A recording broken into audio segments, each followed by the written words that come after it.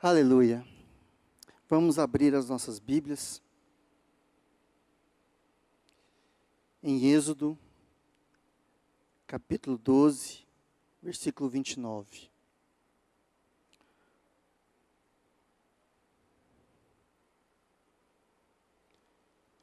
Eu vou estar lendo na versão NVI. Então, à meia-noite,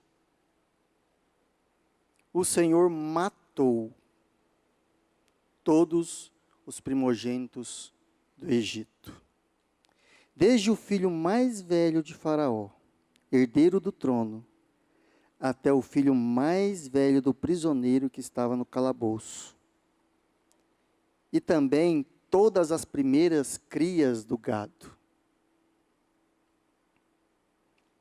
No meio da noite, o Faraó, todos os seus conselheiros e todos os egípcios se levantaram.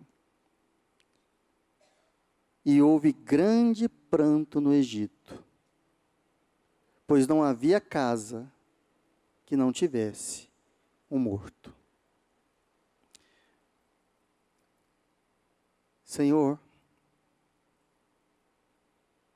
abre os nossos olhos nesta manhã.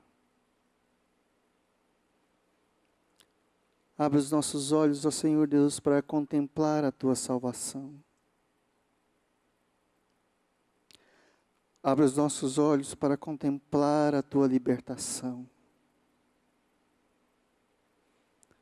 Permita-nos, ó Senhor, entender uma fração, uma gota do que o Senhor fez por nós na cruz do Calvário. Permita-nos, ó Senhor, entender o quão poderoso, forte Tu és, ó Senhor, ao nosso favor. Permita-nos, ó Senhor, ser, Senhor Deus, inundados da percepção que Tu és o nosso Deus. No nome de Jesus. Semana passada nós comemoramos a Páscoa e acabamos de ler o final da Páscoa. O final da Páscoa, ou o final desse momento, nós vemos que não foi um momento alegre. Não foi um momento de grande alegria, mas foi um momento de uma tragédia que assolou o Egito. Todo filho primogênito de cada egípcio estava sumariamente morto. E não foi uma pessoa ou um ser humano que matou cada um deles. Acabamos de ler aqui no versículo 29, que o Senhor matou os primogênitos do Egito. E nesse momento em que essa angústia, esse cenário de destruição está sobre o povo do Egito, Faraó, num ato de desespero, num ato de rendição total ao poderio, ao senhorio de Deus, ele chama Moisés e fala para Moisés: Moisés, eu não aguento mais, sai daqui, pega você e todo o seu povo, e some daqui, sai da terra do Egito e vai aonde você quer ir, vai prestar culto para esse Deus seu, porque não há mais condições de nós convivermos juntos no mesmo local. Pega o seu povo, pega as suas crianças, pega as suas mulheres, pega o seu gado e vai. E Moisés avisa o povo de Israel, avisa os israelitas, e aqui eu vou precisar muita atenção de vocês, aqui eu vou precisar bastante da imaginação de vocês, porque nós vamos agora percorrer um caminho. Nós vamos agora sair desse momento em que Moisés sai com o povo do Egito.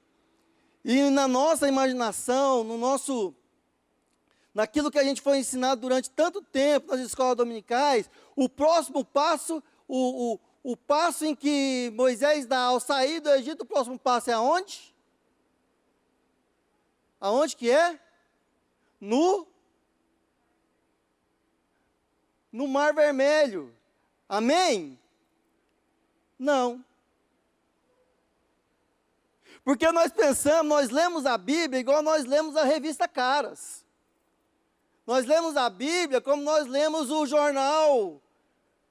A gente não lê jornal mais, né? A gente lê as notícias, ou então igual a gente vai passando os vídeos no TikTok, no Stories do Instagram. É assim, a gente vai pensando que a Bíblia, ela vai acontecendo em fração de segundos. Mas não. Nós temos aqui um ponto a percorrer entre a Páscoa e o Mar Vermelho, e é uma caminhada, é um momento em que eles passam, em que Deus opera uma grande, não acabou na Páscoa. E é interessante, coincidentemente, logo após a Páscoa, que nós comemoramos semana passada, essa semana nós temos um batismo. Quem é crente acredita em coincidência, não é verdade? Não.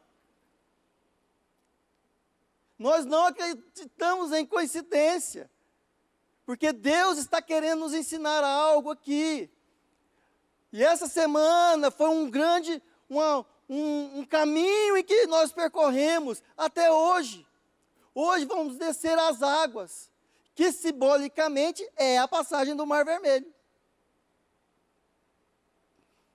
Mas antes de chegarmos no Mar Vermelho, nós precisamos entender algumas coisas que acontecem. E eu gosto de falar que a Bíblia, ela é escrita em fractais. Por quê? Porque a mesma coisa que aconteceu na nação de Israel, acontece com cada um de nós. Em uma dimensão menor, mas acontece. Com a mesma intenção. Então, para nós entendermos o batismo, nós precisamos entender esse caminho. E aí que eu preciso que vocês entrem no mundo da imaginação, entrem no mundo você precisa começar a imaginar o que aconteceu aqui. Então, Faraó chama Moisés e vira para Moisés e fala o seguinte: Moisés, sai daqui. E Moisés fala para os israelitas: é o seguinte, nós vamos embora, mas nós não vamos embora assim não. Nós não vamos assim não, nós vamos passar em cada casa aqui, nós vamos pedir ouro, nós vamos pedir prata, nós vamos pedir roupa, nós vamos pedir tudo. E aí a Bíblia fala, eu não vou ficar lendo, mas você pode ler o capítulo 12, 13, 14, 15. A Bíblia fala que Israel despojou o Egito. Penou o Egito, rapou o Egito. Eles saíram de lá com tudo que tinha. E eles saíram de Ramsés e foi até uma cidade chamada o quê? Sucote. E lá em Sucote, Deus começa a falar algumas coisas com Israel. No versículo 37, os israelitas foram de Ramsés até Sucote, e havia cerca de 600 mil homens a pé, além de mulheres e crianças. A gente, por baixo aqui, fala que israelitas mesmo tinha por volta de 2 milhões. Que se a gente pega 600 mil, multiplica, cada homem tem uma mulher, e se ele for fraco, faz um filho só, então ele tem aqui 1.800, 1.800.000 pessoas. Mas como a gente sabe que israelita gosta de fazer filho, e que não tinha televisão e nem celular na época, então nós podemos colocar aí mais ou menos mais de 2 milhões de pessoas. Só que de israelitas, mais os estrangeiros que foram com ele. Porque no versículo 38 fala o seguinte: grande multidão de estrangeiros de todo tipo seguiu com eles, e além de grandes rebanhos, tanto de bois como de ovelhas e de cabras. Porque a gente tem a impressão, ao ler a Bíblia, que só tinha Israel de escravo no Egito, mas não tinha só Israel de escravo no Egito, porque o Egito era numa grande potência e escravizava todo mundo que eles conquistavam. Então, tinha outros povos que eram estrangeiros junto com Israel, lá no Egito. Então, esses estrangeiros também aproveitou, meu irmão, o ensejo, aproveitou a saída e falou assim: rapaz, já que está todo mundo saindo aqui, vou fazer igual aqueles terminal cruzeiro, 7 horas da manhã, vou no baile. Então foi junto. E ele sai de Ramsés e vai para Sucote. E ele sai também com os pães que eles estavam guardando. E ele sai com os pães na amassadeira, sai, pega tudo, meu irmão, pega a trouxa, pega tudo e foi. E quantos anos Israel vive no Egito? 430 anos. Nesses 430 anos, aquele grupo de 70 pessoas que desce com Jacó, aquela família de 70 pessoas que desce com Jacó para o Egito, se multiplica para mais de 2 milhões de pessoas. E eles saem de lá. E aqui eu quero falar algo que Deus começa a trabalhar neles. Dois princípios muito fortes que nós precisamos ter muito claros quando nós nos convertemos ao Senhor. Primeiro, antes até mesmo de ter sido dada a lei no Sinai, Deus fala para o povo do Egito: olha, vocês precisam guardar 2 coisas para vocês se lembrarem. Aqui vocês precisam guardar, primeiro, a Páscoa. E ele começa a dar uma atenção à Páscoa, ele começa a dar as regras da Páscoa. Olha, quem pode comer a Páscoa somente é aquele que é israelita, ou é escravo de israelita, e que foi circuncidado. Ponto. Nenhum estrangeiro poderá comer a Páscoa. Ninguém que está prestando serviço para você também não pode comer a Páscoa. Se o estrangeiro quiser comer a Páscoa, ele vai ter que ser circuncidado, ou seja, ele precisará da marca da aliança, porque a circuncisão é a marca da aliança dada por Deus a Abraão. Olha, eu vou te dar um filho, mas aí para deixar a marca da aliança em você, circuncida todo do sexo masculino até o 8º dia. Ou seja, só pode comer a Páscoa quem tem o quê? A marca da aliança. E nós, mano, qual que é a nossa marca da aliança? Nós fomos circuncidados no nosso coração através do Espírito Santo que nos foi dado. O Espírito Santo é a nossa marca da aliança. Ou seja, eu só posso ter a experiência da libertação e do perdão dos pecados através do Espírito Santo que habita em mim, que me sela, que me marca. Mas também ele dá um outro princípio, ou um outro ponto aqui para ser guardado. Ele fala o seguinte: olha, assim como eu também matei todos os primogênitos do Egito, quando vocês entrarem na terra que eu prometi aos vossos pais, vocês também me consagrarão todos os primogênitos, para que vocês saibam que foi através da morte dos primogênitos e com mão poderosa que eu os tirei do Egito. E quando os vossos filhos vos lembrarem, quando os vossos filhos vos perguntarem por que disso que está acontecendo, por que a gente está resgatando ou consagrando todos os primogênitos. Por que cada primogênito do nosso povo é consagrado ao Senhor? Porque o Senhor nos tirou com um braço forte do Egito. Isso fala de nós lembrarmos da pessoa de Jesus. Isso fala de nós lembrarmos da pessoa de Jesus. Porque nós pensamos que foram os romanos que mataram Jesus. Nós pensamos que foram os judeus que matou Jesus. Nós pensamos que foram o quê? Que fomos as pessoas que mataram Jesus. Não, foi Deus que matou o próprio Filho para resgatar a mim e a você.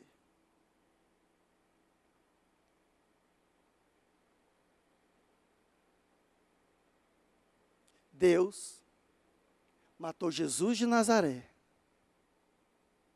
no meu e no seu lugar. E esses dois pontos é colocados para eles. Mas aí, no versículo 17 do capítulo 13, fala o seguinte: quando o faraó deixou sair o povo, Deus não o guiou pelas rotas dos filisteus, embora este fosse o caminho mais curto. Pois disse, se eles se defrontarem com a guerra, talvez se arrependam e voltem para o Egito. Esqueci de colocar o mapa, mas o mapa é o seguinte: eu tenho aqui Ramsés e aqui eu tenho Sucote. Se eu der a volta para lá, eu chego lá em Canaã. Mas Deus fala o seguinte: eu não posso ir por lá, porque apesar deles estarem prontos para a guerra, eles não estão treinados para a guerra. Eles ainda têm mentalidade de escravo. Se eles se defrontarem com a guerra, eles vão querer voltar para o Egito. Sabe o que eu vou fazer? Então vocês vão fazer o seguinte: vocês vão, em vez de ir para lá, nós vamos dar uma volta por aqui. E vocês vão para Etã, para o deserto de Etã, quase que entrando no deserto do Sinai. E aqui vocês vão montar acampamento. E eles ficam aqui. E é algo interessante que acontece aqui, dona Olinda, que é maravilhoso. Quando eles estão indo, o Senhor vai adiante deles, numa nuvem de grande tamanho, num nuvão. O que é um nuvão? Nuvem grande. E lá de cima dessa nuvem, o Senhor, o anjo do Senhor, vai acompanhando eles. De forma que durante o dia, na caminhada durante o dia, eles não passavam calor, e na caminhada durante a noite, eles não passavam frio. Porque essa nuvem, ela se transformava numa tocha de fogo à noite. Isso fala de como o Senhor nos protege na nossa caminhada durante os nossos primeiros dias de conversão. Como o Senhor nos guarda, como o Senhor nos protege, nos levando assim a andar nele. Quantos de nós aqui já não temos vários relatos de como o Senhor nos livrou quando nós começamos a caminhar com Ele? Se eu for pôr a Sônia aqui para dar testemunho dela de como Deus livrou ela desde quando ela conheceu o Senhor, rapaz, pode fazer vigília. E cada um de nós temos aqui. E o Senhor faz isso conosco. E aí, Deus dá mais uma cartada de mestre. Deus fala o seguinte: vamos fazer o seguinte, Moisés, em vez de você entrar no deserto de Etã, propriamente dito, volta e vai para Piairote. Piairote era um local onde ficava à beira-mar do Mar Vermelho. Ele estava indo, aí Deus fala assim: volta, e volta para cá. E aqui está o Mar Vermelho. Por quê? Porque eu quero fazer uma coisa antes. Eu quero mostrar para Faraó quem é que manda. E eles vão achar que vocês estão confusos, porque vocês foram e voltaram. Vocês fizeram o que foi, mas voltou e ficou na beira-mar. E aí vocês vão estar entre o mar e o Egito. E aí eles vão querer trazer vocês de volta. Foi o que aconteceu aqui no versículo 14. Disse o Senhor a Moisés: diga aos israelitas que mudem o rumo e acampem perto de Pi-Hairote, entre Migdol e o mar. Acampam à beira-mar, defronte Baal-Zefon. O faraó pensará que os israelitas estão vagando confusos, cercados pelo deserto.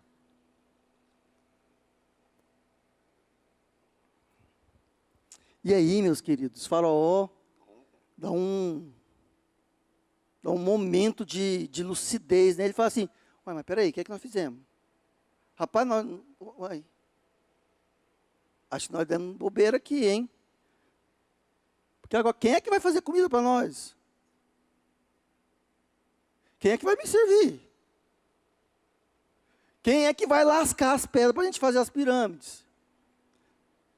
Não, porque eu não dou conta de trabalhar, ó, minha mão. Lisinha. Não, assim, eu preciso de escravo. Nós mandamos tudo embora. Quem teve essa horrível ideia? Os caras olhou para Faraó e falaram assim: mãe, acho que foi o senhor. Não. Vamos embora. Vamos pega os carros aí. Pega os 600 carros que nós estamos, enche de soldados e vamos buscar esse povo de volta. Porque nós não podemos perder. E muitos de nós, quando nos convertemos, quando nós falamos o seguinte: eu servirei ao Senhor. Muitos de nós, meu irmão, chegamos num momento de confusão na nossa vida. Quantos de nós não começamos a servir ao Senhor e falamos assim: não, mas isso está difícil demais. Esse negócio complicado, esse negócio de servir ao Senhor, esse negócio de Bíblia. Rapaz, esse livro aqui não tem uma figurinha, não tem um negócio para eu ler, só tem letrinha. E aí tem que orar, e aí tem que dar, tem que ofertar, e aí tem que estar de vigília. E essa igreja, meu irmão, meu Deus do céu, eles não cansam, não. É retiro, é vigília, é acampamento, Meu Deus do céu, esse povo não tem o que fazer da vida, não. Não trabalha, não. É um negócio de orar, de cantar, mas que tanto que canta esse povo. E aí você começa a ficar confuso. Será que isso é para mim? Será que isso... E muitas vezes é o momento em que Satanás está querendo te buscar de volta. É o momento que Satanás quer te trazer de volta para as garras dele. E aí, meu irmão, acontece um negócio maravilhoso. Satanás, ele quase consegue. A Bíblia fala que Satanás, que Faraó alcançou o povo de Israel. Alcançou o povo de Israel. E aí, nesses momentos que o novo convertido começa a fazer uma coisa que novo convertido faz. Aliás, novo convertido não, né? Acho que até nós estamos gostando de fazer agora. Se tem um negócio que novo convertido gosta de fazer, mas parece que crente velho também volta a aprender a fazer, chama-se murmurar. Rapaz, quando o trem aperta, e a Bíblia fala que a palavra por si só traz provação, quando o negócio aperta, rapaz, a gente mete a língua mesmo. A gente gosta de falar, é que está difícil, é que está ruim, é que o povo do Egito, os israelitas viraram para Moisés e falaram assim: Moisés, não estou entendendo você não, meu querido. Lá no Egito já tinha cova, a gente precisava vir para cá para morrer aqui. E agora, para mim era muito melhor ter estado no Egito lá. Estava tranquilo, mano. Eu era um escravo assim, bem organizado. Eu já tinha até uma poupança. Eu já tinha uma casa lá no Egito. Eu era escravo e tinha uma casa. Rapaz, minha família estava toda criada lá no Egito. Eu já tinha um relacionamento com o pessoal da corte. Eu tinha um amigo que era polícia lá no Egito, então ele dava as carteiradas para mim. Eu era o cara lá no Egito, agora aqui eu sou o quê? Aqui eu sou o cara que estou correndo de Faraó.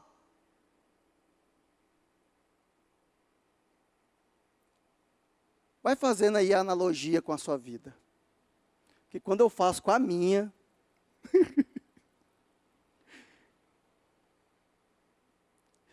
e aí, meu irmão, Moisés tenta acalmar, jogar panos quentes. Gente, calma, Deus é conosco. Vai dar tudo certo. No final dá tudo certo. Se não deu certo ainda é porque não chegou o final ainda. E aí Moisés vai orar a Deus. E aí sabe o que, é que Deus fala para Moisés? Moisés, estou te entendendo não, mano. Seguinte, o que você está conversando comigo? Agora não é hora de ficar chorando. Agora não é hora de ficar chorando as pitangas. Aqui não é hora. Agora é hora de atitude. Agora é hora de firmar o golpe. Agora é hora de olhar para frente. Agora é hora, meu irmão, de marchar. Moisés, diga ao povo que marchem. Para onde, Senhor? Não. É para frente. Mas não, vai ter um mar. Bota o pé no mar. Levanta a sua vara. Olha para a cruz e vai. Segura na mão de Deus e vai.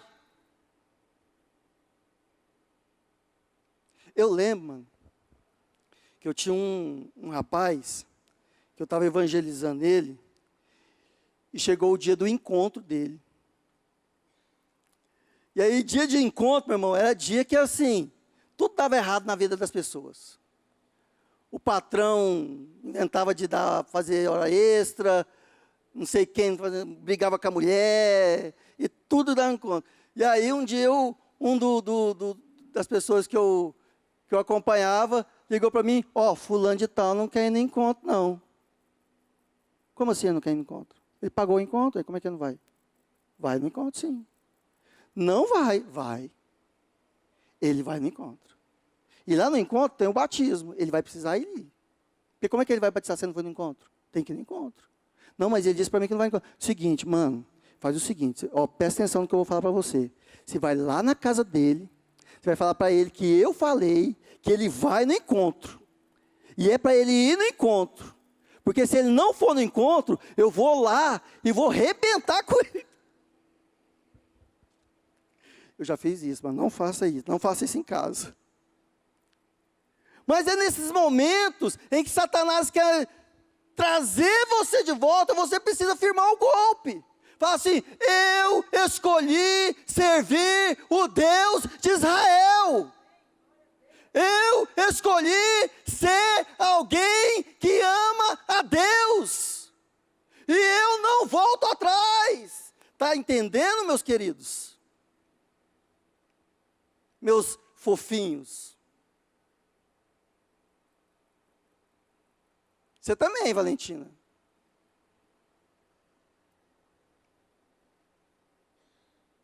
É nesse momento em que está tudo confuso, em que Satanás está atrás, em que eu tenho uma impossibilidade pela frente, em que não tem nada falando muita coisa, você fala, eu não arredo o pé de ser um servo de Deus.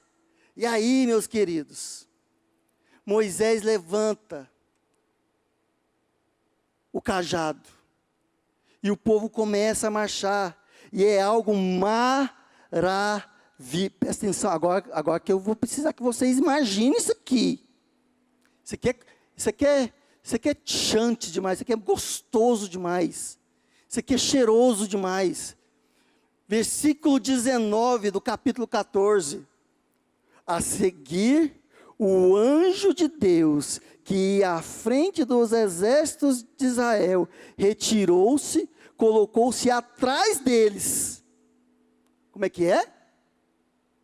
Sobe 3 meninas aqui, 6, 3 aqui. Isso. Subi aqui. Retirou-se e colocou atrás deles. A coluna de nuvem também saiu da frente deles. Isso. Você é flamenguista, mas pode vir, mano. Vem. O Senhor é contigo. A coluna de nuvem também saiu da frente deles e se pôs aonde? Se pôs aonde? Atrás. Presta atenção. Entre os egípcios e os israelitas. A nuvem trouxe trevas para um e luz para o outro. De modo que os egípcios não puderam aproximar-se dos israelitas durante toda a noite. Durante todo o quê? Ah, tá. Então deixa eu explicar para vocês como é que foi. Israelita não. Não, israelita. Israelita, egípcio.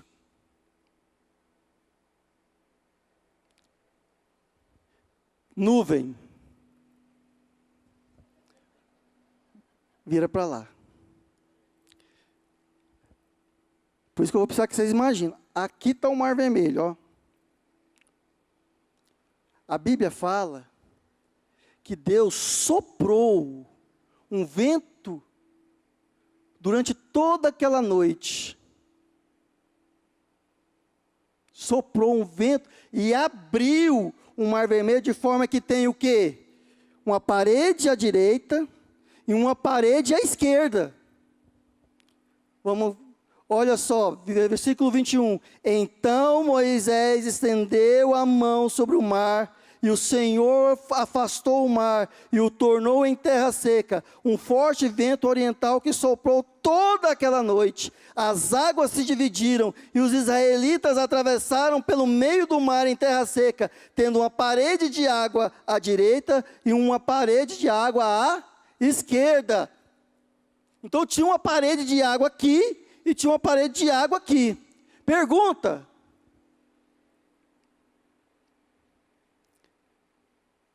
quem acertar ganha um abraço do Renato. Pode ir lá e ele vai abraçar você forte. O que é que todo ser humano entra um dia e tem uma parede do lado direito e uma parede do lado esquerdo? O quê? Todo ser humano vai entrar um dia e tem uma parede do lado direito e uma parede do lado esquerdo. O que é o que é? O céu. É uma cova. Todo ser humano vai entrar numa cova. A não ser que você tenha a grata surpresa de Jesus voltar e você ser arrebatado, se encontrar com Jesus nos ares. E aqui os israelitas estão entrando aonde então, gente? Numa cova. Os israelitas começam a entrar. E a nuvem atrás dos israelitas. Vai devagarzinho, porque acaba o Mar Vermelho acaba bem ali, ó. E aí vai entrando. E os egípcios entrando atrás. Peraí, continua, peraí. E os israelitas tentando pegar. E a Bíblia fala que daqui para cá era o quê? E daqui para cá era o quê? Daqui, o que estava acontecendo aqui era o quê? Estava acontecendo o quê? O que aconteceu no segundo dia? Da separação da luz e trevas. Viu o fractal aí? Luz e trevas. Aqui houve uma separação. Porque antes daqui, esses dois eram um só. Esse aqui dono, esse aqui escravo. Esse aqui imagem, esse aqui semelhança. Chega um momento E aí, esse aqui tenta pegar aquele lá. Tenta pegar aquele lá, minha irmã. Não, não. Você está aqui, você não consegue passar. A nuvem está aqui. Tenta pegar ele. Tenta pegar. Vou te explicar como é que pega.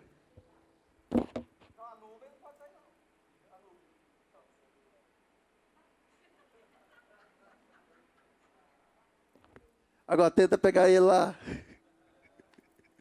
Tenta pegar. Oi, você não é egípcio, não? Egípcio? Não. Aí a nuvem não deixa. Aí chega um momento em que eles estão no meio do mar. Estão aonde? A nuvem para. E os israelitas seguem. Até o final. E tenta entrar. Não deixa. Nesse momento, meu irmão, o anjo de Deus que está em cima da nuvem, olha para os egípcios e faz o quê? Começa a causar confusão nos egípcios. E começa a arrebentar os carros dos egípcios. E os egípcios falam assim, não, vamos embora que o negócio fedeu aqui agora. E nesse momento Deus faz o quê? Moisés, fecha a cova. E a Bíblia fala que todos os carros e seus cavaleiros, tudo que era do Egito, foi afogado, foi soterrado pela água, foi só aguado, foi morto. Pode descer. Obrigado. Mas os israelitas, versículo 29 do capítulo 14. Aliás, vamos ler os versículos 28. As águas voltaram e encobriram os seus carros de guerra e os seus cavaleiros. Todo o exército de Faraó que havia perseguido os israelitas mar adentro. Ninguém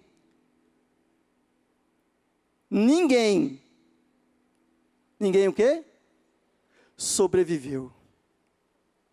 Mas os israelitas atravessaram o mar pisando em terra seca, tendo uma parede de água à direita e outra à esquerda. Naquele dia, o Senhor salvou Israel das mãos dos egípcios, e os israelitas viram os egípcios mortos na praia.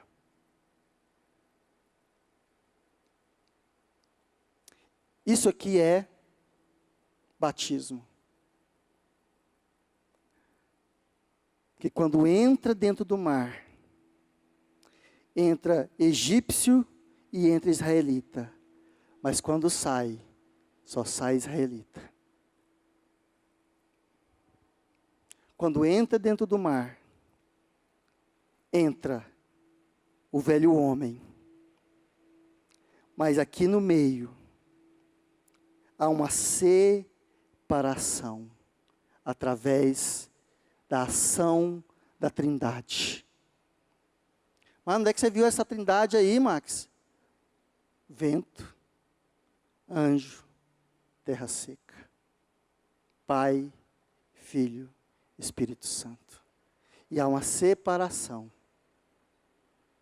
E depois dessa separação, a única coisa que ressuscita é o quê? Nova criatura. Nova criatura. E aqui, eu quero falar duas coisas para aqueles que vão batizar hoje.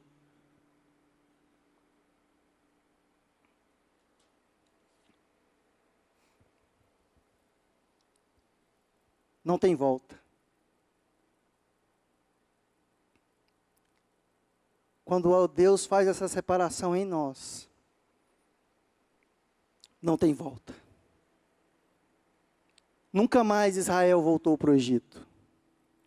Nunca mais eles voltaram a ser escravos. Não existe esse negócio de que eu vou tentar ser crente. Não existe esse negócio de que eu vou tentar servir a Deus. Uma vez que você passa pela experiência de se tornar um filho de Deus, o mundo já não mais serve para você. E mais, você também não serve mais para o mundo. Não tem esse negócio assim, mas aí eu vou tentar assim, fazer uma amizade com o mundo. Não tem esse negócio, porque nem para escravo mais você vai servir. Nem para ser escravo do mundo, nem para ser escravo de Satanás você vai servir. Por quê? Porque uma vez que você se tornou filho de Deus, você não serve mais para ser escravo, porque você se tornou inimigo de Satanás. Ele já não te vê mais como amiguinho. Ele já não te vê mais como aquela coisinha assim. Não, ele voltou para casa. Não tem esse negócio. Satanás vai querer te matar. Não tem esse negócio assim, não, eu vou conviver com as trevas. Não existe convivência com as trevas. Não existe convivência com o mal. Não existe convivência com Satanás. Agora você se tornou persona non grata no inferno. Agora, a única coisa que ele quer é matar você. Por quê? Porque você tem o selo do Espírito Santo. Você tem a pessoa de Jesus. Você tem o selo da aliança. Não tem como olhar para trás mais.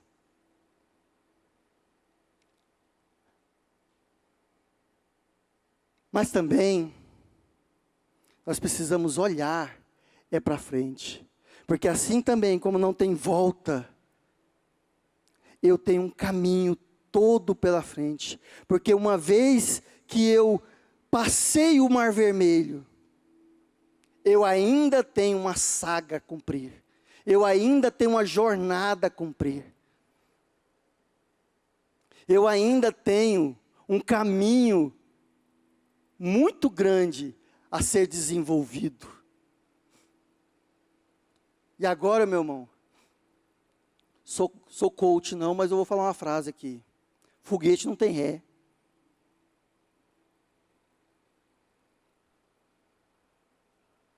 Agora, meu irmão, daqui para frente é só para frente. Agora, o próximo passo é o Sinai.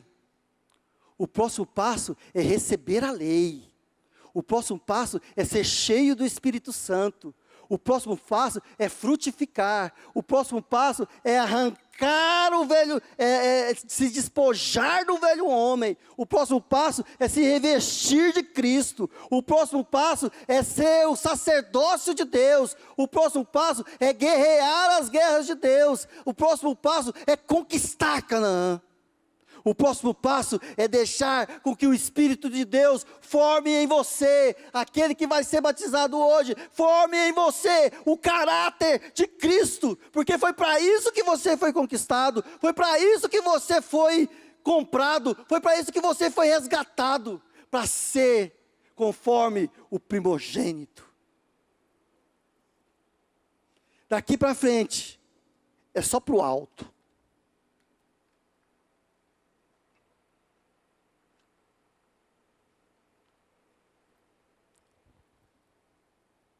E para frente, eu quero deixar 3 coisas que nós precisamos fazer. E essas 3 coisas está lá em Romanos 6, que nós precisamos buscar. Que é o quê? Vamos lá abrir em Romanos 6.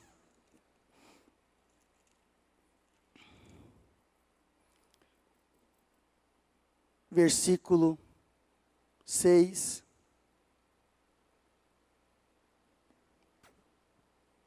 Antes vamos ler o versículo 3 do capítulo 6. Ou vocês não sabem que todos nós, que fomos batizados em Cristo Jesus, fomos batizados em sua morte? Mas agora nós temos uma vereda a cumprir. E essa vereda tem 3 passos. O primeiro passo está no versículo 6. Pois sabemos que o nosso velho homem foi crucificado com ele, para que o corpo do pecado seja destruído e não mais sejamos escravos do pecado, pois quem morreu foi justificado do pecado. Precisamos que os nossos olhos sejam abertos para a verdade que foi feita em nós. Precisamos que os nossos olhos sejam abertos para cada dia mais estarmos conscientes dessa verdade de quem nós somos em Cristo Jesus. Todo o aparato do pecado foi morto em Cristo Jesus. Toda a força do pecado foi morto quando Jesus morreu. Todos os carros de Satanás foram quebrados lá no Mar Vermelho. Não existe mais nenhuma força que possa me dominar para eu ser escravo do pecado mais, porque o corpo do pecado foi destruído.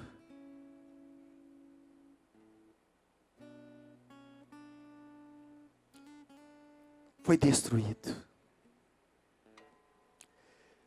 Muitos de nós ainda vivemos como escravos, porque Satanás ainda convence-nos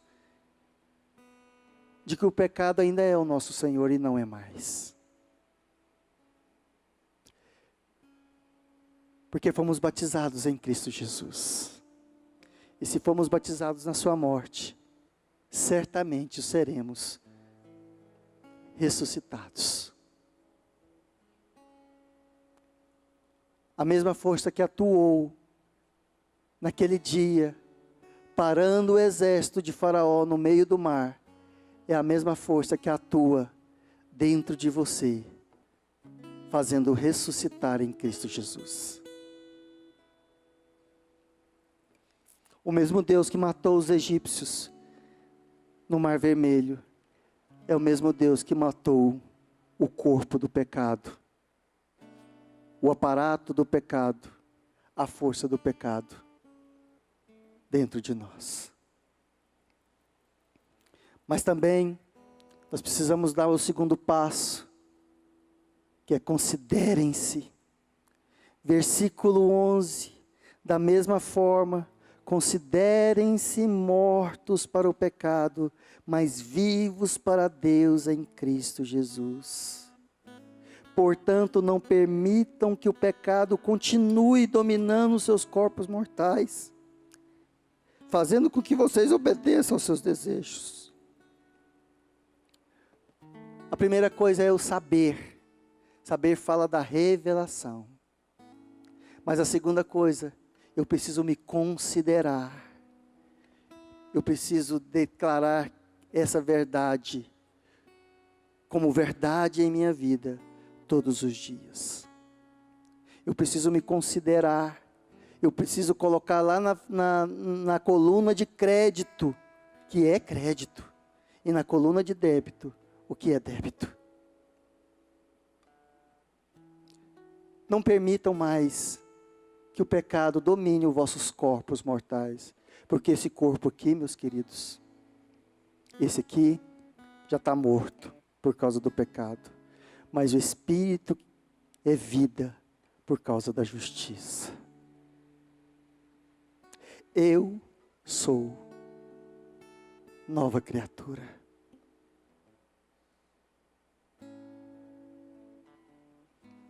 O terceiro passo está no versículo 13. Não ofereçam os membros do corpo de vocês ao pecado, como instrumento de injustiça, mas ofereçam-se a Deus, como quem voltou da morte para a vida, e ofereçam os membros do corpo de vocês a Ele, como instrumentos de justiça. Podemos ler todos o versículo 14. Pois o pecado não os dominará, porque vocês não estão debaixo da lei, mas debaixo da graça. A partir de hoje, Ofereçam o corpo de vocês como instrumentos de justiça.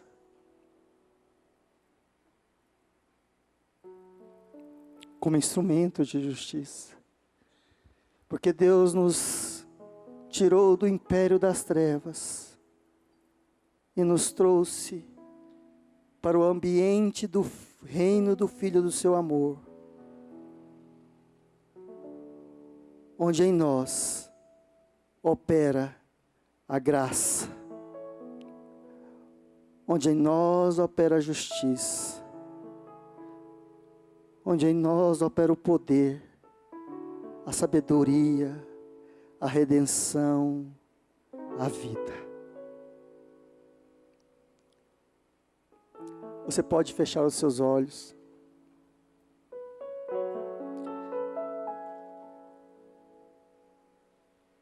Talvez a sua realidade de vida não seja tão clara como a que eu preguei aqui agora. Mas foi exatamente isso que aconteceu na morte e na ressurreição de Jesus.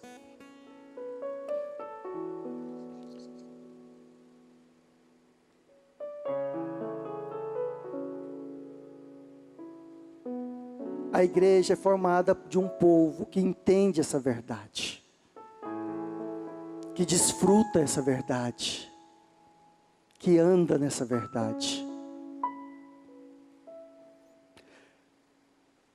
A igreja não é formada de um povo que só canta, que só ora. É formada de um povo liberto, restaurado, curado. Porque entendeu que a sua vida não tem mais nada a ver com esse mundo. Mas tem tudo a ver com a graça. Tem tudo a ver com a eleição. Tem tudo a ver com Jesus Cristo. Feche os seus olhos e comece a louvar ao Senhor. Comece a orar ao Senhor. Fala para o Senhor: Senhor, me dá revelação disso. Amplia os meus olhos, Espírito Santo de Deus.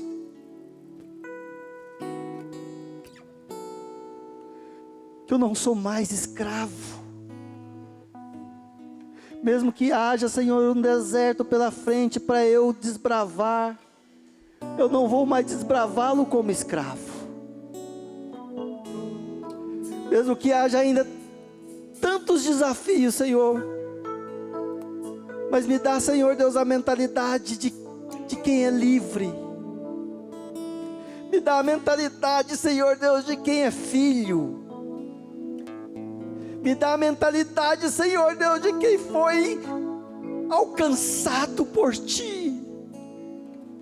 E que eu possa dizer para os meus filhos e para os filhos dos meus filhos: sabe por que eu sou assim? Sabe por que eu oro?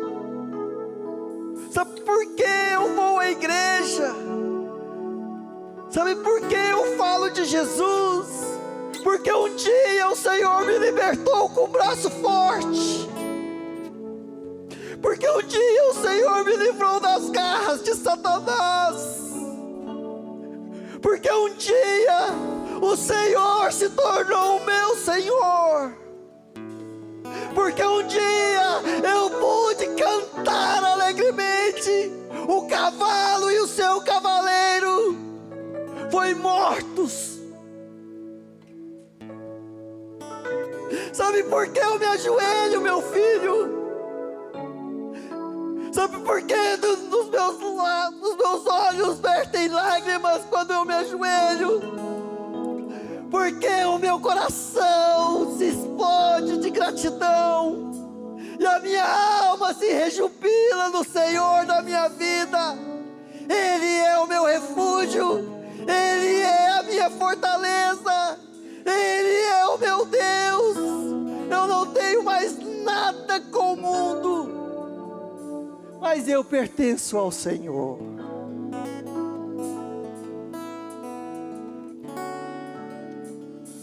E as circunstâncias não me definem. O que me define é que eu sou. E eu sou filho. filho, filho.